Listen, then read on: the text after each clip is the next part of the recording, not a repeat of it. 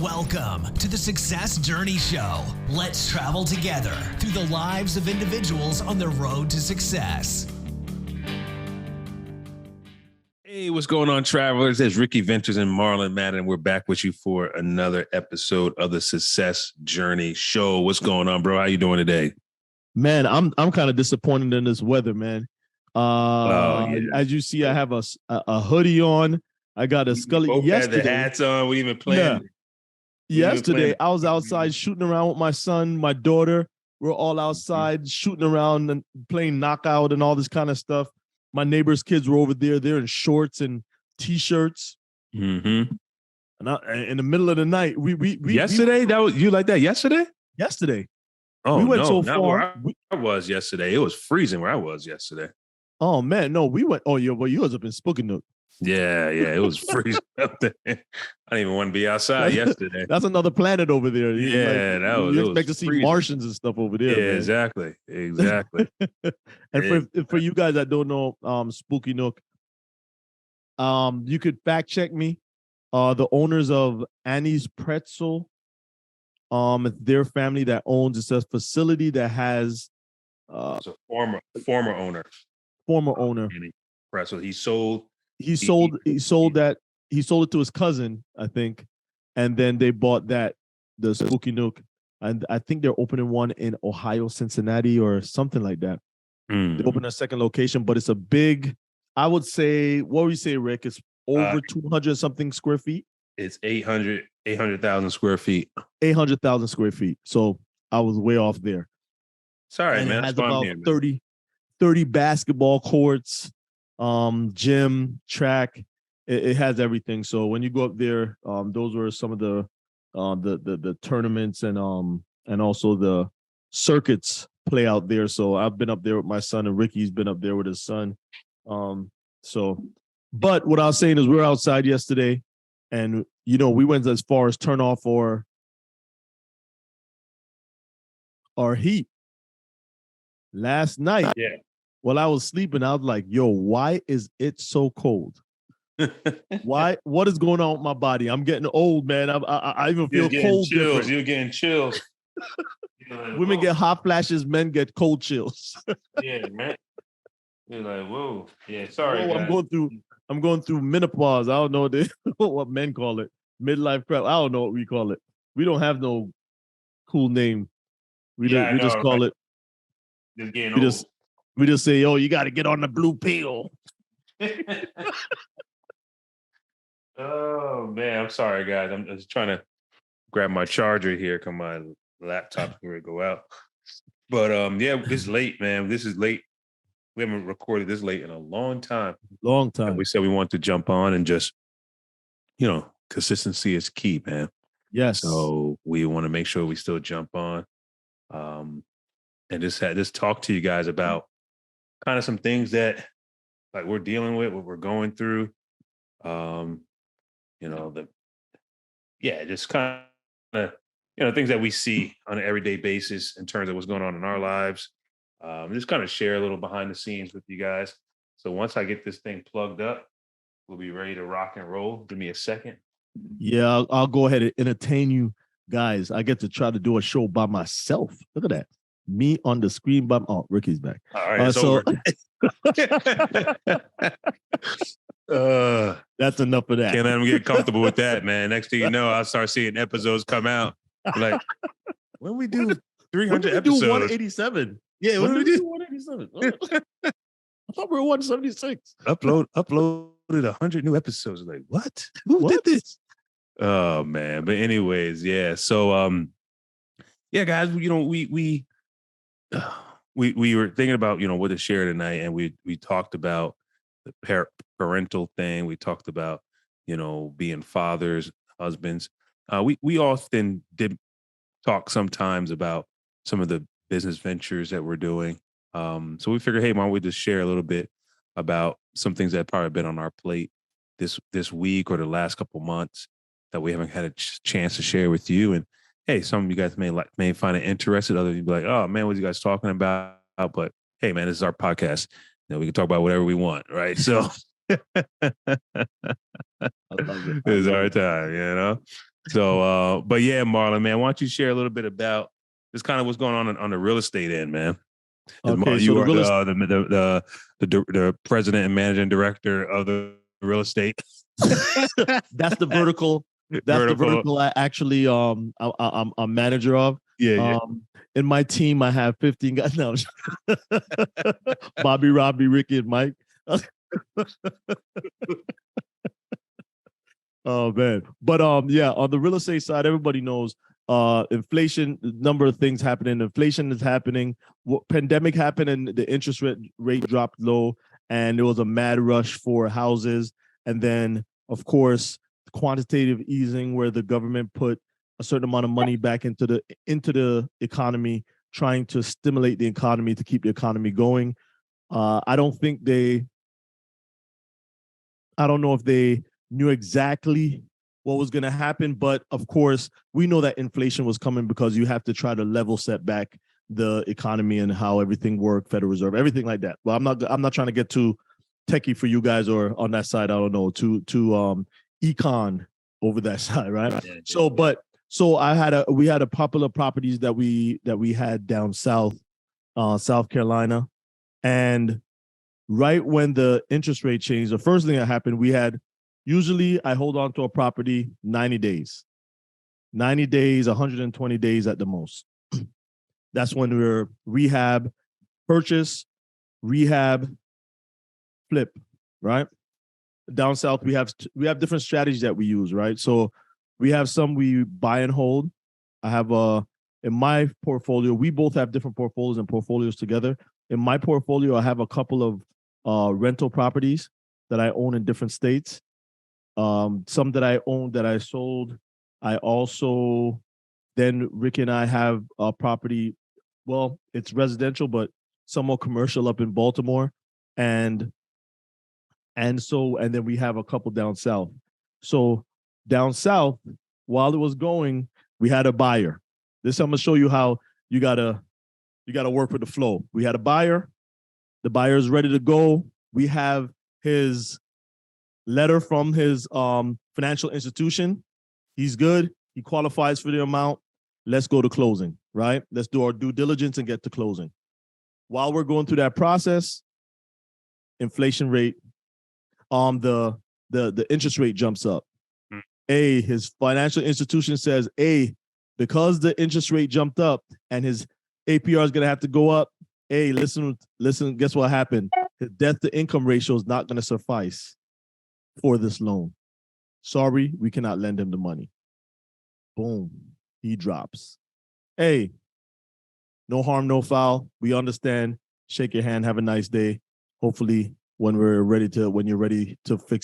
you fix your debt to income ratio based off of the new rates, we'll talk again. Yeah. First thing, I'm not sweating it. Second one comes. He has his letter. He's all good to go. Let's go to closing. Let's do our due diligence. Yeah. For some reason, same thing happens. We can't fund him. What? The family. Okay, don't worry about it. The third one comes, and he says, listen, I'm selling my house in Georgia and I'm moving up here. The contract is contingent that when I sell my house there, we'll have it here. I'm already going through closing. I have a couple of weeks to go to close up. Once I close, we'll do a double closing. We'll close down there and close up here on this house. Oh, perfect. I'm even going to use some of the cash that I made out of that, and he's going to dump some in here. No problem. Let's do it. Get a phone call. My deal, something happened with the deal of, on my house that I'm selling down in Georgia. I can't close on yours. Now, but this is not just day after day. This is not just day after day. No, this is we've almost come to the end of the closing. Close like probably 2 weeks to the closing, and that's going on. So I'm saying, so now we got to put it back on the MLS. So no, but you got to break it down even more. But now, how long? That's the third person. That's the third person. So from first person to third person, how much That's time? almost 90 days already. Yeah. Yeah. 90 days. 90 days. And that's after the time. I have done my 90 to 120 Yeah. Yeah. that I took to rehab, all the different stuff I've done. Yeah. Yeah. And now it's strung out to almost 6 months. Yeah. On that one house. And it's not just that one house we have.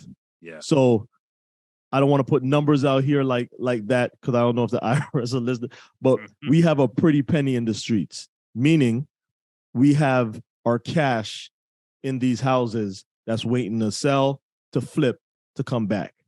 So at that same time, I have other houses, but guess what happened? The house across the street, we bought that one. Give you a number. We put it up for 179. This is what we're gonna go with it, right? I'll tell you how we did it. We paid, I think that one was 50,000. Put about almost 50 into it, and then selling it for 179. The appraiser comes, and the appraiser looks and says, "This house is nice. You guys rebuilt it." I'm talking about it was a 2-bedroom or something like that, and we turned it into a 3 or 4-bedroom, put in extra bath, raised the roof, hit out the front of the house, made it into a bigger room, everything. Made a porch. The house looked totally different from everything in the neighborhood. So of course we know those comps are gonna have to come from somewhere else. So, but that appraiser, and this is what I'm going to get into this portion. I know it's not February, so a lot of people don't want to hear about Black history or Black, but to tell you it's in a place that's predominantly Black. My speculation, Marlon Mannon's opinion, this appraiser doesn't want to raise the value of the houses in that area. So in order to do that, they have to go a certain mile of radius out in order to find a comparable house to do the comps to get a value for that house. They go out, they find some garbage comps. My realtor said, "No, we're not going to take that." We said, "We're not going to take that." They said, "Okay, then you guys do your due diligence, bring out some comps and send it to us to see if you guys find anything different." We do it, and we find the houses. This is comparable to what we did, build out all this different stuff. Here you go. That's why we priced it at 179, and we had done our due diligence. They come back and say, "Nah, 131. Correct. So now that house also went through a series of just like that. A person, it only went to 2, I think. Yeah. Or that one took a little bit longer because we really gutted the whole house and built it all out. So that one had a first person, something happened. I don't remember what. Oh, the person's people. Let me tell you something.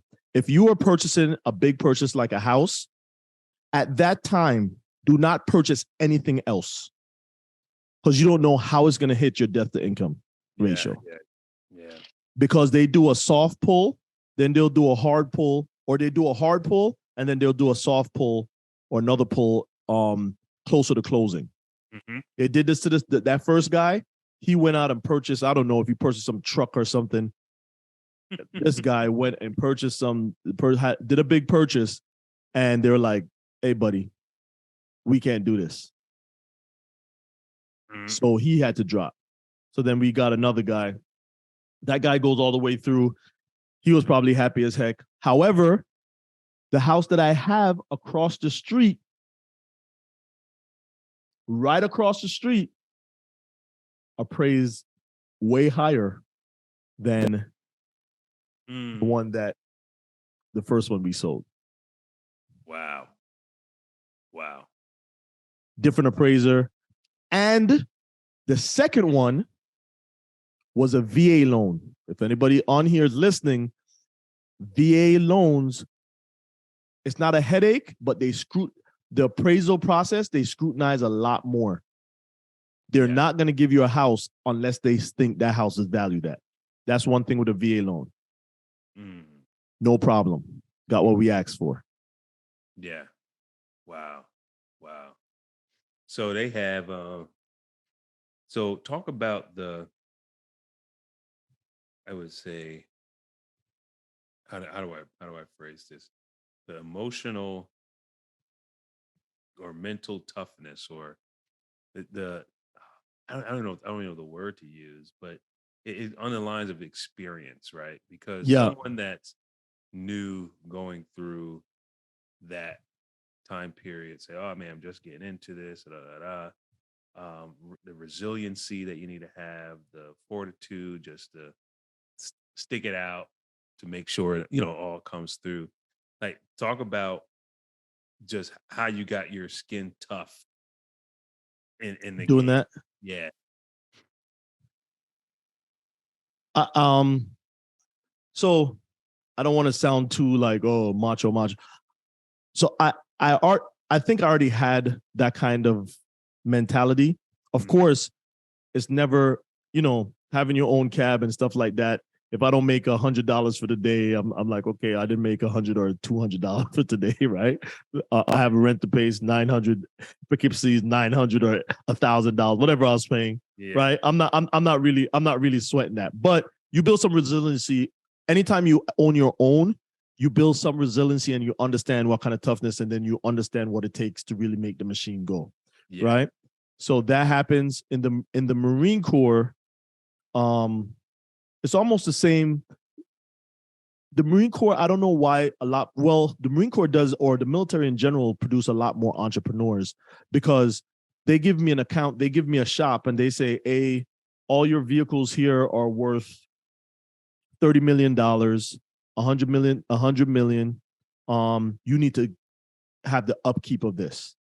Yeah. But at the same time, you have 40 Marines that are working for you, and you have to also care about their life outside of just work. So Mhm. if a person goes to party that weekend and they get arrested, it's not like your regular job where you just heard that Marlon got arrested this weekend. Oh my goodness, he's a dummy. Yeah. It's more like I get a phone call at 2 o'clock and they say, hey, this person is here. So I need to either go pick them up. I need to either have somebody that's going to go pick them up. So all that is building my resiliency. Of course, Yeah. Iraq and Afghanistan, all that. But while I was in Iraq and Afghanistan, I was also flipping. My wife was heading it up. So I had to be able to be comfortable when things were happening over there. Nothing ever goes 100%. There's been deals that's been like this, but while I'm over there, she's doing deals, she's taking care of that side. I'm still having to jump up, just like what you're doing, talking to China at different all hours of the night. I have to be on the phone talking to people. Of course, I give her a power of attorney so that she can sign for me Yeah. and the Yeah. company, so that I don't have to do any signature. And at that time, they always wanted a wet signature. It's not like now where people are more comfortable with the e-signature. Yeah. So Yeah. Yeah. so that kind of stuff, I think, build resiliency, and over time doing deals, it builds up a resiliency that you've seen. I don't care if you're in year 20. There's something new that can arise because the financial market is always shifting. So just because I know everything about houses, everything, I might know the foundation. There's a foundation that you carry through all these different phases. However, you have to go relearn how things work. Of course, 2008 there was no doc loans. They were doing interest only loans. All these different kind of loans that you could have used in order to get yourself ahead of the game, Yeah. so to speak, because we know what happened to a lot of people that try to get ahead of the game using those loans. But though you had to relearn how the financial market work. And then once you think you got it figured out, then you see in another tier how, just like how you see all these banks, that you find out that most banks, they're actually shored up by real estate. Yeah. Yeah. Yeah. Yeah. So all these different things then you have to find out people that are different income brackets, what tax brackets they're in, and how you can accommodate that, even when it's changing faces. So I might be in an area. When I first started, I was in Conway, South Carolina. was I could get a house. I'll tell you straight up numbers. I could get a house for 30,000. I can put another 30 or 40 into it, and then I can price it out and get $150,000. Right? Yeah. So however, over time, Conway, I was one of the first people that was doing a lot of those flips. Not the first, but one of the few that were doing the flips in that area. Yeah. So while what happens is it's kind of good because what I did was I was starting to build those comps for those areas. So now when you're going to the area, the house market is steady climbing. So it's a good thing you're doing and you're making money out of it. But at the same time, you're climbing, you're making those comps climb because you're setting the comps around the area. Yeah. All right. So you even just learning about that now I'm like, oh snap! Now I have to go to a different market if I want to make the same profit margins. Yeah. I have to move to a different area, and then you move to a different area. You have to learn new city people. Down south, you learn that everything works off of pretty much like everywhere, but who you know. Yeah, relationships. So it's a smaller town, relationships. So you have an inspector that you need to come out right away. You don't have to. If you didn't know him, he'll say, "Hey, 3 weeks out." But because he knows you, he'll say, "Hey, I'm doing a house over there. I'll swing by yours when I'm leaving." Or he'll say, "Hey, I'll work a little bit after hours to come look at yours," because he knows you.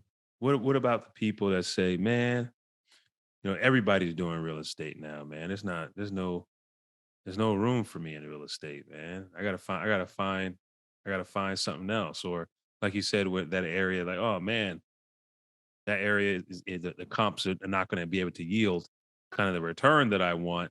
How do I go find another area? All the areas are being developed. There's no areas that are not, in that state anymore. People have all these different things. Correct. For them to not move forward. Like, what would you say to those type of people? I would tell them, stop. Listen, I've had people tell me, real estate market is dead right now. I said, where are you at? And they'll tell me. And I said, okay, have you tried let's try 5 counties away from you? No, you're talking about your immediate area or even your state. Yeah. That's not the case. I don't know if anybody have driven up and down the corridor of 95 and see all the building that's happening. I'm down here in Woodbridge, and in a matter of 4 years, I've been here 4 years in this location. Yep. In a matter of 4 years, the place looked totally different. They're widening the road. How many housing developments went up? How many housing developments are going up? How many lands have been bought? And when you look, when you go to your municipal council, they're telling you, hey, this is the plan. The 5-year plan is they're building a new development right there.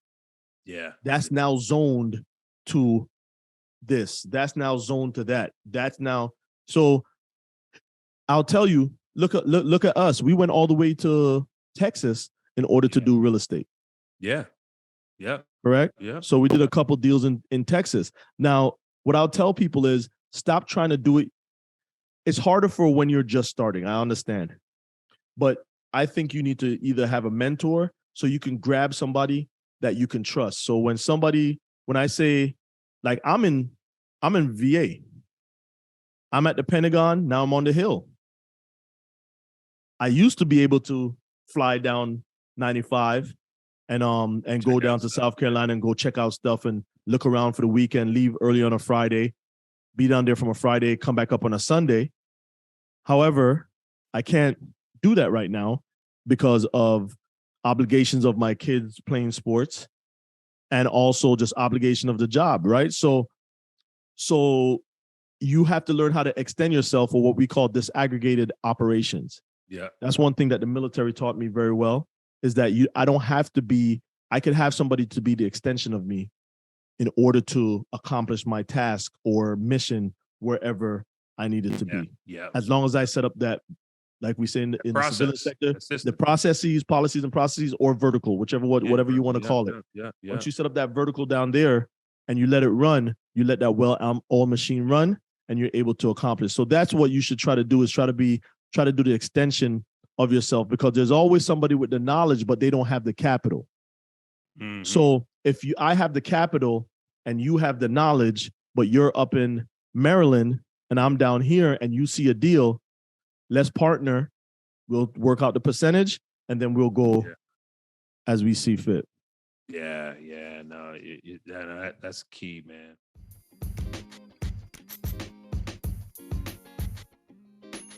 You've been listening to the Success Journey Show. You can check us out on our social media on YouTube, Instagram, and Facebook. Also on our website, thesuccessjourneyshow.com. Enjoy the rest of the show.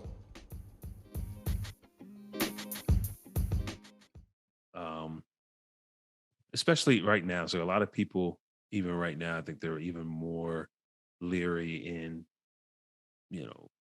startup world, like, the startup, Yep. because of the news that happened yep. last week, they're like, oh man, tech. Now everyone's saying, you hear the narrative that, oh man, the tech world, startup world is dying. It started to reach its peak, and like, dude, our world is built off of tech. Like, it's not dying. And then you have all these different people, real estate. Oh, the market is down. And I was talking to some guys in the construction industry last week, and I was asking, so you hear some people like, oh man, the market is down. I said, so how is it, man? You guys struggling? You guys, what's some like? Dude, we're busier now than we've ever been. I was like, but they said the thing. I was like,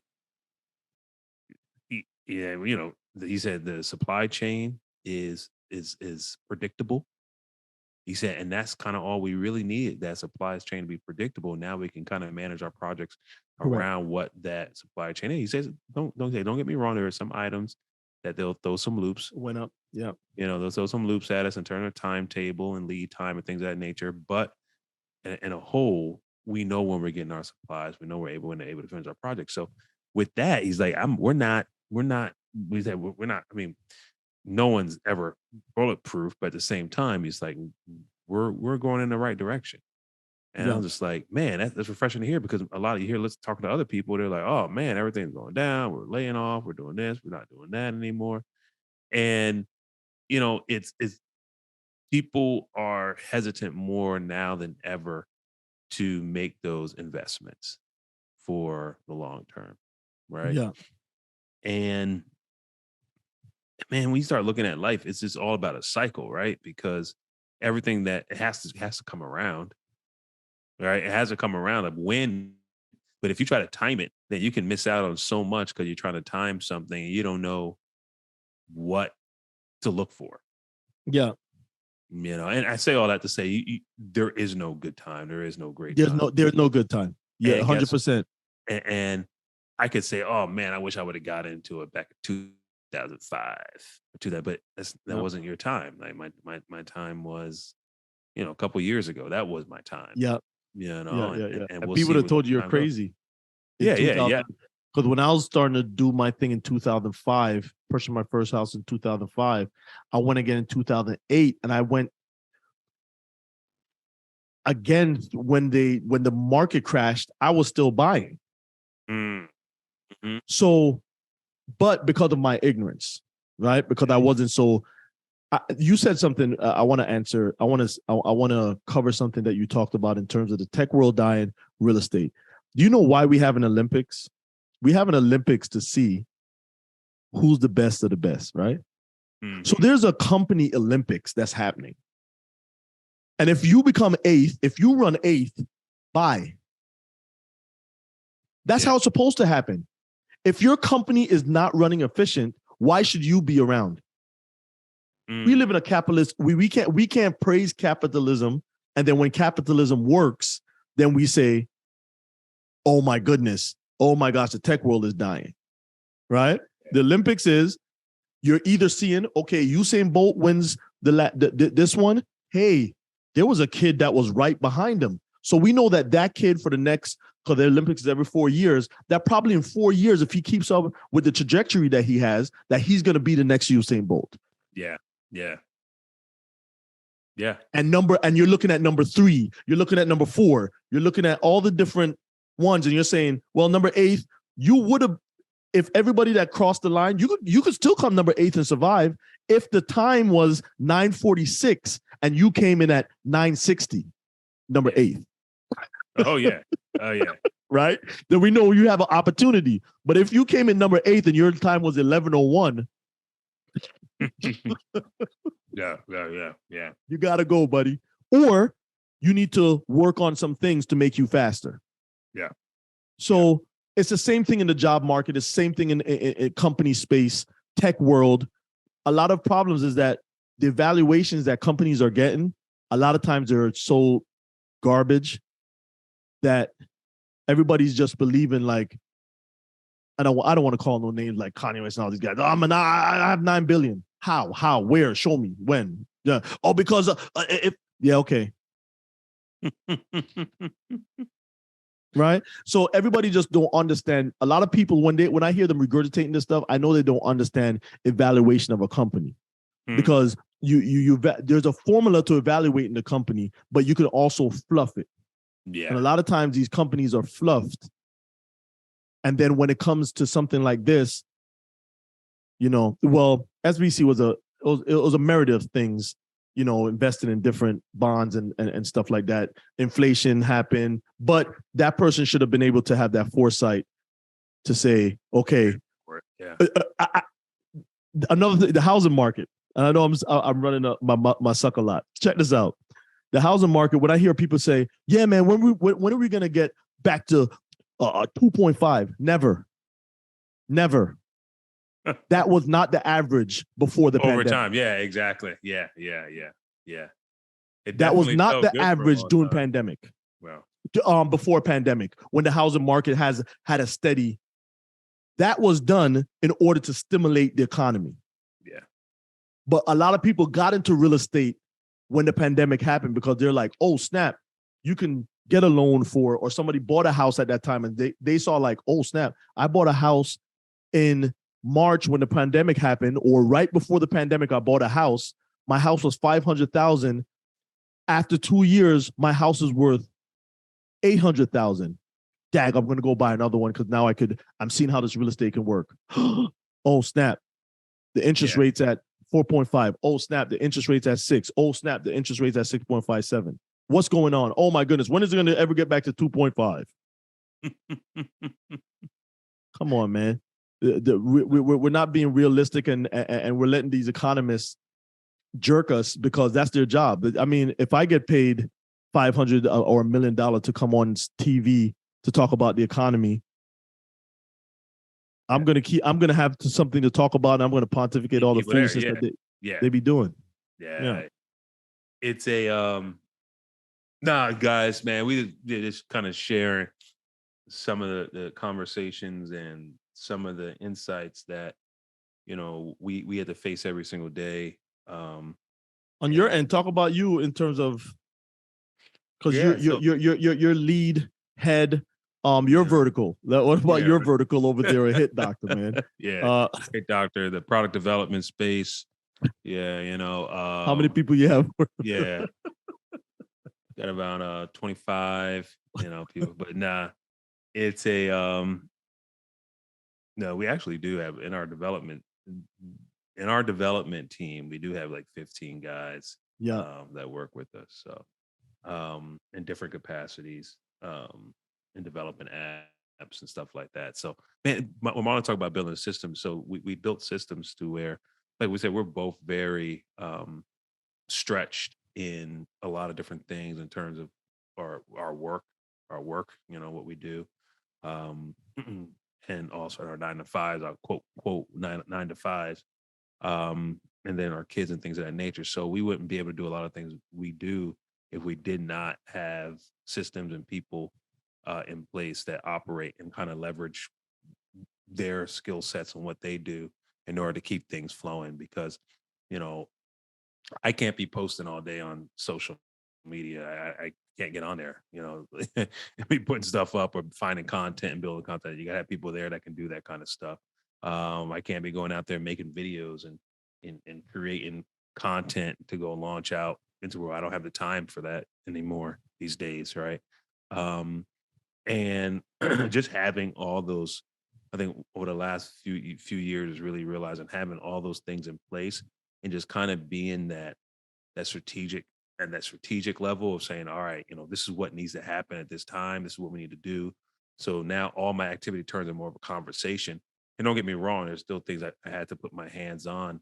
And there's a lot of communication. Like for instance, we're working with a company in China for a lot of our products. And, it's one of those things where we were running out of inventory for the swing trainer, which is a very good thing in one hand because so people are buying it, but on the other hand, it's scary because I don't want other people to have to wait for their product, right? So we run out of inventory. We got our guys, making stuff, producing stuff in China. I'm like, hey man, I need to get that. You got to get it to me ASAP. So something gets shipped over to us. It didn't pass customs. Was going back and forth. The states sent it back to China. China was like, yo, it's going to take 2 to 6 months for it to come back to you. And I'm just like, we do not have the time. I can't waste 2 to 6 months to get the product back to me. I said, it would be faster for me to tell you to go and produce another whole batch for me and send it over in a couple of weeks versus me wait 2 to 3 months. So then you got to think about it. That's another expense that we had to pay to get more product made because we don't get a refund because the product got sent back to China and it's going to take longer to get here. You bought the product. It's not the company's fault. It's not our fault. You just got to go through the system. That's how logistics. Yeah, you go through the system. So someone can be like, people can get mad at the company and be like, oh man, I need a discount. You guys, but at the end of the day, I mean, they can't control that part of it, right? So we were waiting when we said we was going to keep moving forward. I started getting nervous because we were down to our last box of inventory. And we said, you know what, let's get together, start putting some together, whatnot. Tell me why the day before we start putting some more pieces together that we had here, the shipment that was supposed to be delayed by 2 to 6 months showed up. I didn't even know it was coming. FedEx came and rung my doorbell, said, hey, I got a huge shipment for you. I said, what is it? I don't know. I don't have anything. He's like, oh no, he opened up his thing and all the products were right there. So we're able to get it there and keep our shipping and everything going well. But it's certain things we can control, other things we can't control. And the things that we can't control, sometimes you just have to find different ways to set up. So, I mean, we've had situations where people would reach out to us and say, hey, we haven't received our product yet. And it's been X amount of days. And remind me, I got to email somebody else tonight, make sure they got their stuff. And it's like, man, I don't control what that the post office does, right? After we put it into their hand. The labels printed, everything's paid for. They do their thing. I can't put it on the truck form. I can't take it off. I can't do any of that stuff, right? But at the end of the day, I want my customers to be satisfied with our service. So then it's like, all right, well, man, I may have to overnight one to these people. And that costs. I don't care. That costs a lot of money, so it costs more. We're losing a lot, by doing that. But at the same time, you're looking at the customer and make sure the customer is good, right? And sometimes the customers are like, this one in particular, shout out, he was like, nah, I don't want you to do that because I don't want to cut into your profit. I'm like, dude, I don't want you sitting around forever for a product and waiting. Like that's not fair to you, right? After you paid us for it. So, a lot of those different things that you have to deal with, man. And it's all about time. Like, our first month we hit X amount in terms of products sold. The second month we went up a little bit more and was like, all right, what kind of adjustments can we make from month to month to really make sure that we're growing and increasing sales? And we were like, we got to maybe have to pour more, build more relationships, build more partnerships. And doing it that way and, piecemealing it and trying to figure it out, step by step, then you start to actually see the fruit of the decisions that you're making. Like I don't do anything extra. It was just decisions that were made. right? Decisions that I was able to think we was able to think through. All right, was able to execute on relationships we were able to form, partnerships we was able to build up, and then boom, times 2 in sales. Yeah. So it's like, so now it's like, oh wow, okay, so I don't have to be doing all this work during the day. I can Disaggregated operations. Everyone's doing their thing. Everyone does their thing well. And we're at the next part now. We're working on like the warehousing and shipping and all that kind of stuff. I was just about to ask you about that. The fulfillment. Yep. So we got that in order. Now we're just waiting for the rest of the supplies to get here. And for people that don't know what the fulfillment center is, what will that alleviate for you, and what will that provide for the company? Yeah. So what happened with the fulfillment center is so the aspect people don't see is, we have a product, we sell the product, but then in between, from selling a product for the product to get into the person's hand, I got to package and label and ship, right? And it may not seem like anything big, but when you start doing a whole bunch of orders, that is time consuming. I'll tell you, this morning I got up at a little bit before 5, and I spent from that time until like 6:30 getting product ready to ship. Actually, till 7:00 a.m.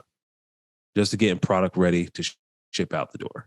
That's time. I can't do that. I can't afford to do that every single day. Yeah. I have a question to ask you. Go ahead and finish. So what the fulfillment center is going to do now is they handle all that stuff for us. They'll get the orders, receive the orders, package them together, and ship them for us. Yeah, it's a cost, but it's a lot less on. The cost is a lot less for us to absorb than to have me doing that for 2 hours every morning if the orders are coming in like that, right? So those are just decisions you have to make, and you got to spend money to do it. And someone said a long time ago, if you don't spend money, you can't make money. And I was like, whatever. You can. I was going to ask you. That's the exact question I was going to ask you. I'm still going to ask you so you could expound a little bit more. Yeah. I'm going to ask you so you don't go right into it. Yeah. But if you could go back and talk to young Ricky. No, I'm joking.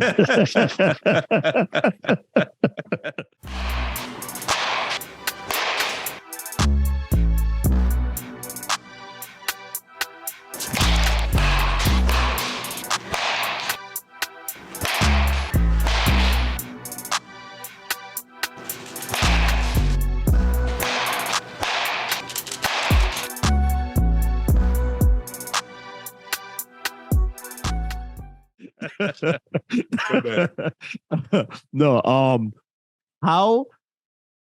how do you, what's the value, or how do you see time versus money now?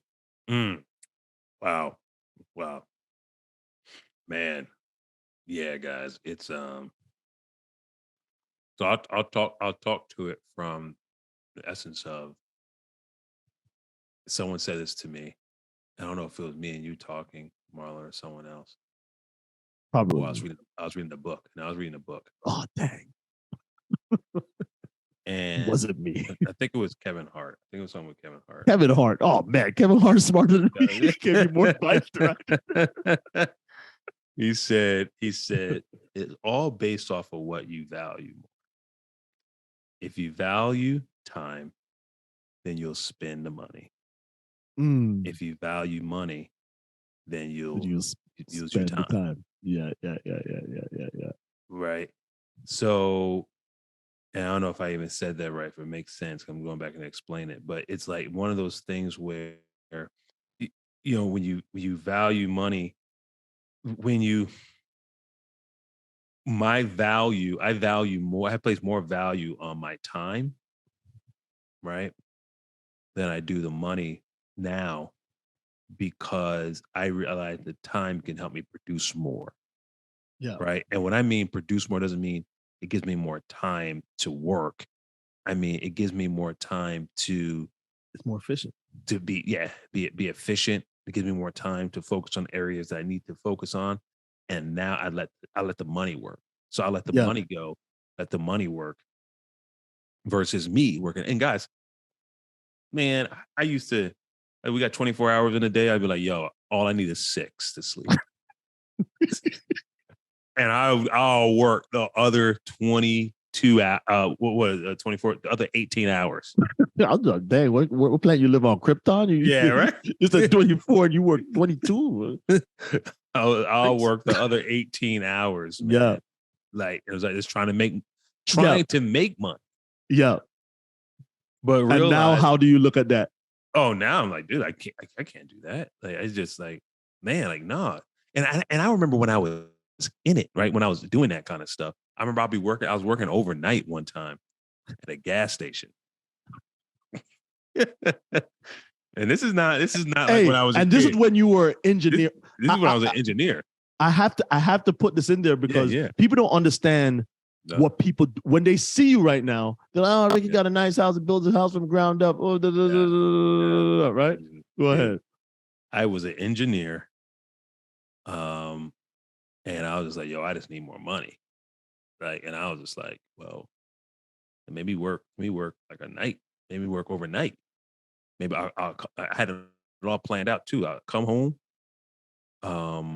go to sleep around 5, get up, eat dinner, go to sleep around 5:30, get up at 10 o'clock or 11, I forget what the shift was, and go to work overnight until like 5 in the morning, 5, 6 in the morning, come back, get like 2 hours of sleep, and then go to work.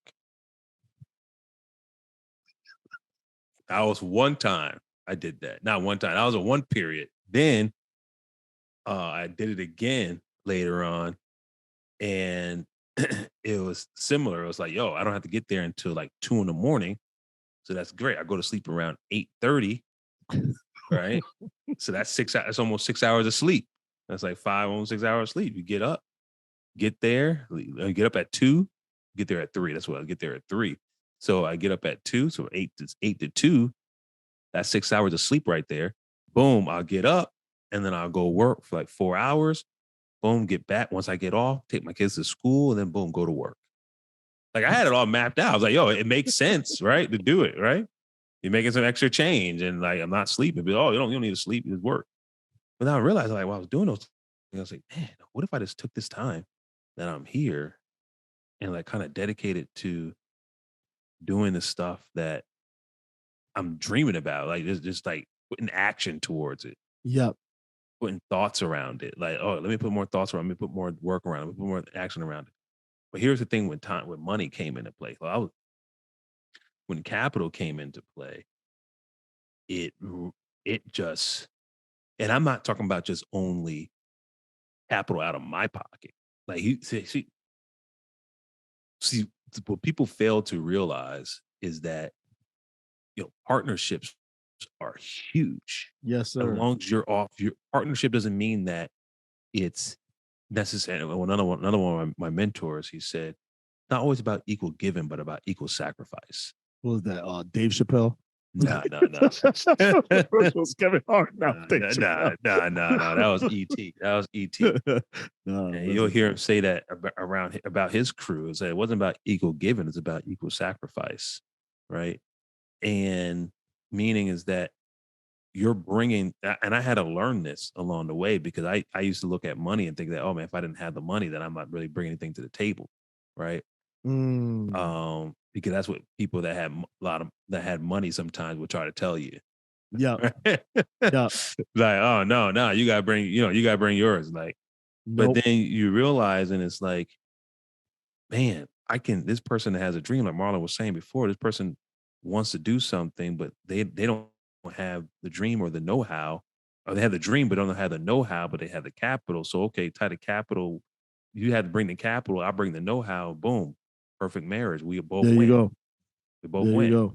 So without the capital, you're dead in the water, but without the know-how, you're also dead it's a stalemate, right? Because you don't know. You just be that person that has capital and it's not going to grow anywhere. Yep.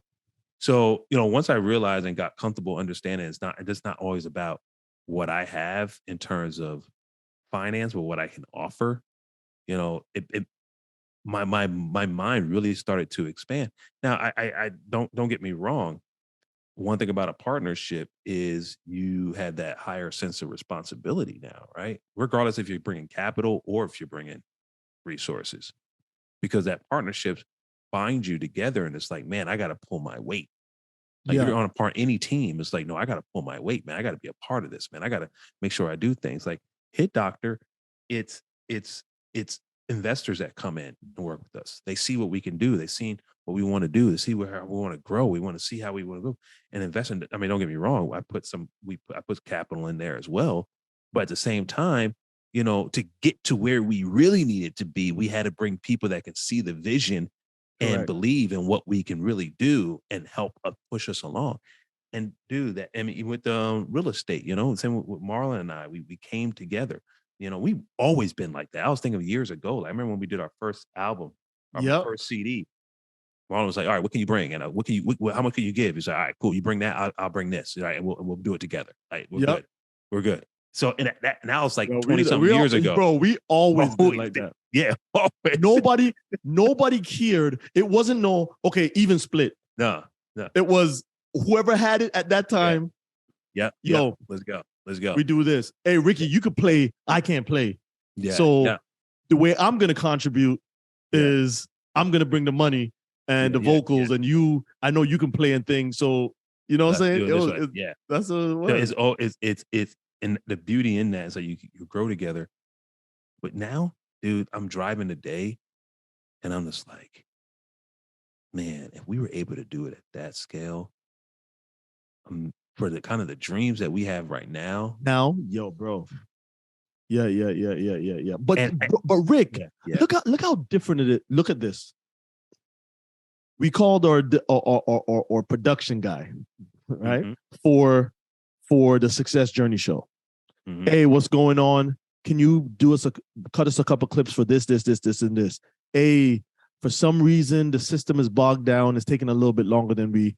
Oh, what version do you have? You have this version.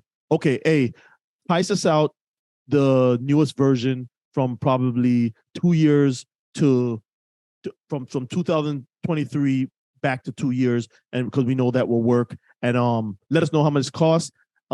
Shoot it to us, and then we'll buy the product and get it shipped to your house. When we first started, would we have done that? No, bro. I remember when we were like, I had my machine, right? We gotta tell you guys this story. Maybe one day we'll have to tell you all these different stories, but I had my old computer. Oh, we're gonna talk about the Tito Ortiz joint.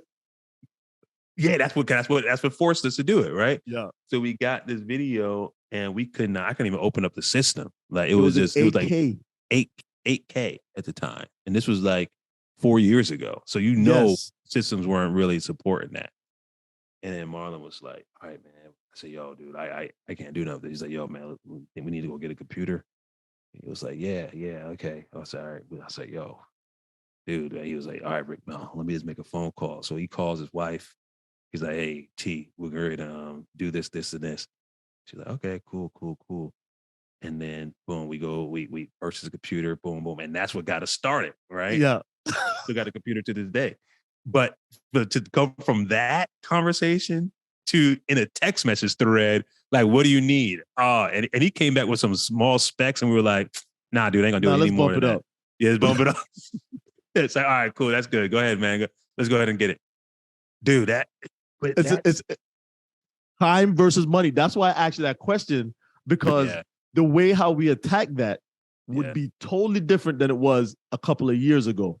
So the time versus money thing, we understood, and that person was like, "So you guys are gonna really get it?" We're like, "Yeah, we don't need you to be waiting 3 seconds longer to get what we need. We need the XY.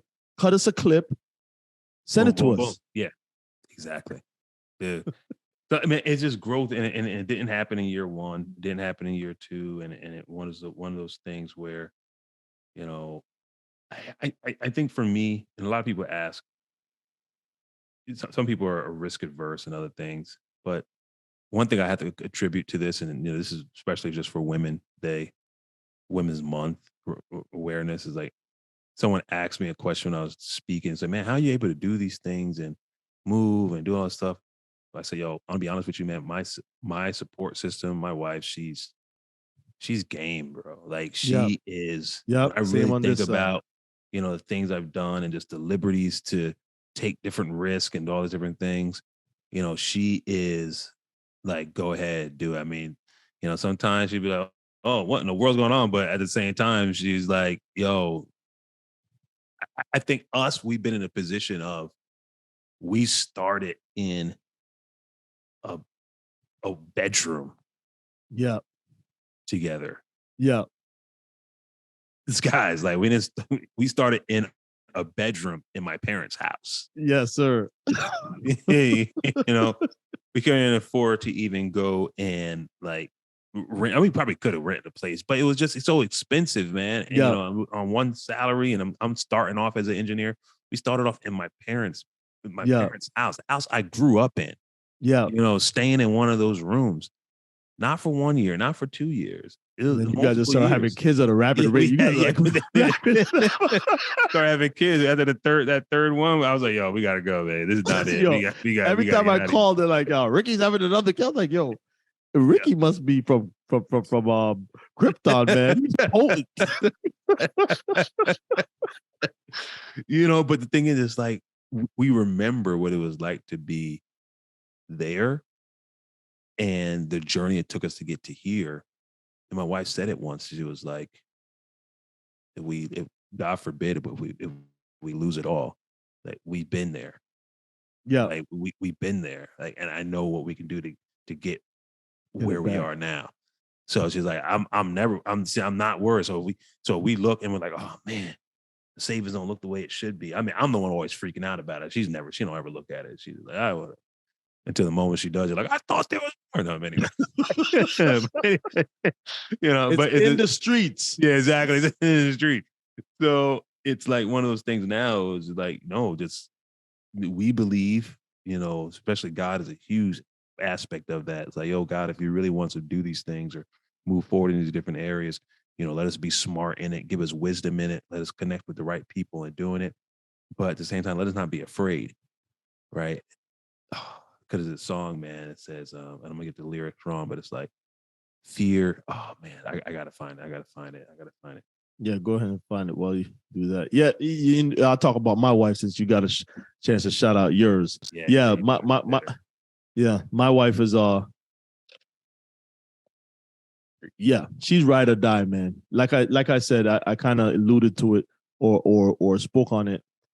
I'm in Iraq and Afghanistan. I say, hey, babe, I'm in Iraq and Afghanistan.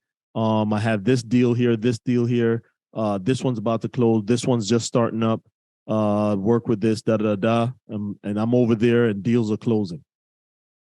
I'm coming home and I feel good. I'm over there and I look at my bank account. I was like, yeah, this is why I got to fight because I got to get back home.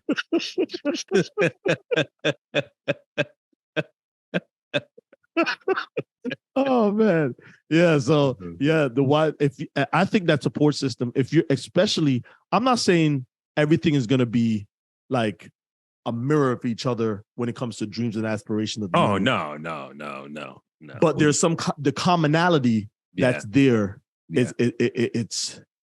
It's strong, and it will help you to, because if you don't have that behind you, bro, I've seen so many entrepreneurs and so many business people that's trying to climb the corporate ladder and all this different stuff. When when their wife is not, man, it feels like they're getting pulled in both ways. Yeah, I mean, and honestly, dude, I mean, that's I think more successful people, experience that they can't keep their families together because of that. Yeah, and it's hard. And like I say, our wives are, they're everything from holding down the fort with the kids. Correct. When we got to work longer or be here or travel there, or whatever it may be, it's just, and don't get me wrong, it's like they definitely do know that they're depositing into the not the monetary bank account, but the life bank account. Correct. They frequently want to make withdrawals from it. Like, what am I doing? Yeah. But at the same time, it's just that, just having that support, knowing that if you make a decision or if you're bringing something to them that they're really going to think about it and really like, you know what, I think this is, if you feel this is right, let's move for it. And that thing I was looking up, those lyrics is, I was listening to a song the other day and it's song, man, it's by, oh my goodness, song by Kurt Franklin and Maverick City. And Okay. one of the verses says, just lost it again. I'm sorry. Fear is not my future. You are. And listen, man, and then it goes into sickness is not my story. You are. Heartbreak is not my home. You are. Death is not the end. You are. And I'm just like, yo, let's listen to those lyrics from me, man. We're big music heads, man. And, lyrics do something to me, especially songs and just hearing, fear is not my future. So now I can't be afraid of doing what I believe is right because I can't, my future's not living in that fear of what if. Yeah. I can't live in that. Oh man, I don't know if that's the right thing. I'm afraid at night. Cause I'm admit there's a lot of times I'm coming with finance. I'm the one checking that account. Like, oh man, this is going right. Oh man, this is gonna be looking right. Not with investments, but more so with like just things I'm managing every day. And I'm just like, oh man, I want to make sure this is good. This is good. All right, the budget, man, where are we at with the budget? Where are we against the budget? That's what I'm always looking at. And like, oh man, we keep missing the budget over and over again. But I'm just like, that comes from for me, it comes from a place of fear. Like, I don't want to not have. To go back. Yeah. Right. But God is like, fear is not your future. Because he says, asking you shall receive. He said, I have never seen the righteous forsaking or begging bread. Yeah, or begging for bread. And I'm just like, oh man, well, if I consider myself in that category, then I can really rely on him that if the numbers don't add up or if there's nothing to add numbers. Zero and zero. Oh, zero. I don't care how good you're at math. Yeah, exactly. Quantum physics. Nothing adds. Nothing adds. I don't have to fear, man. And guys, I'm talking from a place of not like, don't go out. I always got to put this nomenclature out there. I'm not talking from a place of don't do nothing. Don't be nothing. Don't act like I'm as now because we work hard. Right. We're up at it's 10:51 p.m. on a Monday. We're recording this right now. I should be asleep. But we work hard.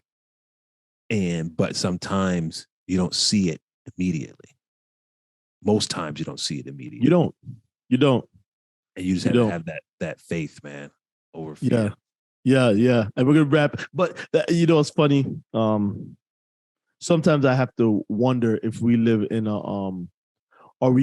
I don't ever want to get to the point where I'm living in a bubble, because in the sense of we were at the point where we never had, and then now that I have, like sometimes I have to be jolted back, especially you're in the military, where when you get into a room and they go, okay, hey, we're gonna have an all hands sit down and we're gonna talk about finances, and I'm in a big auditorium and we have hundreds of Marines, and then they start talking about, okay, so $1,000 in your bank account, you need to have at least, and I'm thinking like, man, if I had $1,000, just like what somebody said, if Bill Gates woke up and saw that he had Oprah Winfrey money, he'd probably jump off. I'm thinking like this: if I woke up and saw only $1,000 in my bank account, the pandemonium. You're so right, man. So I don't want to ever live in that bubble where just like how we go send us a specs, we get a new one, that you get so comfortable with that you don't understand what's going on outside, and that you can't empathize with those people, so that when they come to you for that advice, you can look at it at a different vantage point. Because I could be cross sometimes. I could tell people like just how it is. I tell, you know me, I tell just how it is. And somebody comes to tell me their problem. I'm like, hey, you just need to do X, Y, Z. That's it. But I need to learn how to look outside that scope and see, hey, this is what's going on. The person was never taught this, whatever the situation is. Let me tell anybody out there, I've gone from negative in the account. I'm not even going to front. I mean, there's a time I'm like, yo, the check's not going to clear until Thursday, and this got paid. Everything started coming out on Tuesday. And you're like, oh, shoot. All right, well, the bank, that's what the overdraft is for, right? But, you know, it's real. So it's like, so as you're saying that, it's like, you know, I'm definitely not grateful for those. Well, I'm grateful for those moments for be able to live through them, but I don't want to be in that place. Yeah. But if someone talks to me from that place, I know what it feels like. Feels like, yeah. And I'm like, dude, like this is where you have to. This is what you have to like. This is what I did. I don't tell people what you have to do. I always say this is what I did because everyone's situation is different. Everyone has a different, you know, look on things. But this is how I had to look at it. This is what I had to do, man. This is where I had to keep striving here. I could keep going there. That's when I was up late at night working on stuff. That's when I was up doing different things. That's when it was like, yo, get up. You don't need to be sleeping right now. Go get that gas station job so you can have a couple more dollars, you know, in your pocket. Like, I mean, all those different things, right? You're trying to find solutions for survival. Yes. You know? And so, yeah. When you're surviving, you can't see. Imagine these opportunities came up when you were trying to survive. They wouldn't have for me. Yeah. There was no time. Yeah. I don't have time to worry about no daggone building up, no nothing. No. And no, there was time, you know, when I'm trying to go out there and speak and do all these different things, and I'm getting in the 5 links, all these things. But all that stuff built character. It built things in me that, you know, now things that happen in our business, I don't even phase about because it's like, bro. So I be thinking, I'll be driving. This podcast can go on and on. I'll be driving to work sometimes. I'm like, bro, how much money I have? If some people knew when they saw me and they're smiling, walking into work, know that I took my hard-earned $500,000 and I don't have it now. And somebody just told me, the 4th person just told me, yo, I'm not going to be able to buy that house because X happened. And I'm like, okay, all right. Appreciate you. Okay. Yeah. And you know, it does build resiliency, man. It builds resiliency. And every level, it goes for every level. Yeah. Keep building more and more. So, man, let's end this thing. We've been chopping up for a little while, and man, we just want to talk tonight. We didn't have a guest for this evening, so we just take the opportunity just to share a little bit what's going on our end. Wear matching hats and show you guys we're still alive, you know. But listen, you didn't want to go out. I said let's do matching sweaters. I had a matching sweaters. I wore the sweater this weekend, so I couldn't do that. I couldn't sweatshirt this weekend. So yeah. No. We didn't plan this actually. No. And I was gonna take it off. I was like, man, my head is cold. It's still the heat. But anyways, guys, it's been great chopping it up with you, man. We're gonna see you guys next week at the same time, same place on the Success Journey Show. Everyone have a good one. Peace. One love. You've been listening to the Success Journey Show, where your dreams, drive, determination, and diligence are the foundation to success. For more information, check out thesuccessjourneyshow.com. The Journey Squad is here helping you to your destination.